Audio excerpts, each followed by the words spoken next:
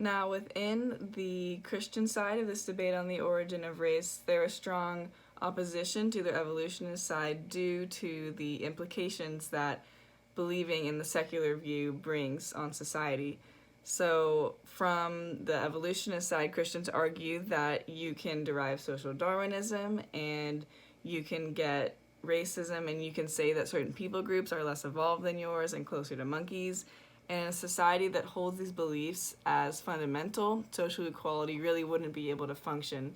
And so, because of these harsh implications and really discrimination that would arise after taking these as true, Christians argue that the evolutionist viewpoint cannot be true.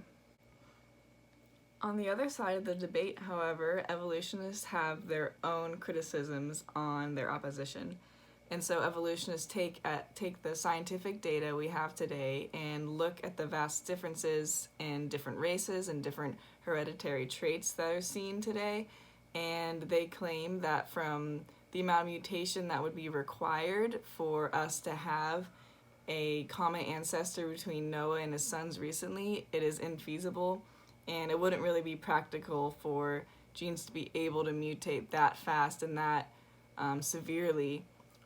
to get the diversity that we see today in the world.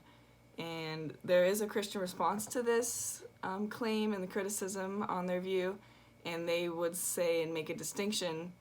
that differences seen today, such as skin color and the amount of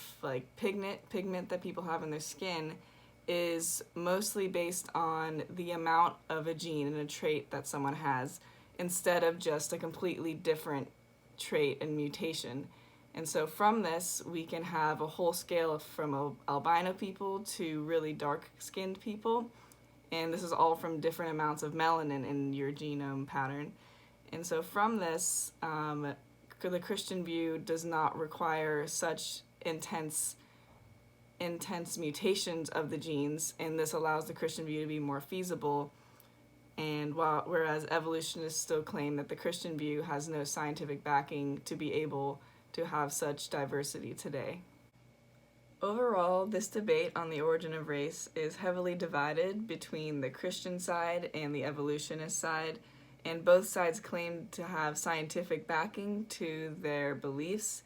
And however, the evidence that we have today is so incomplete from the effects of time that getting a finite answer for either side is seemingly impossible and really difficult to do.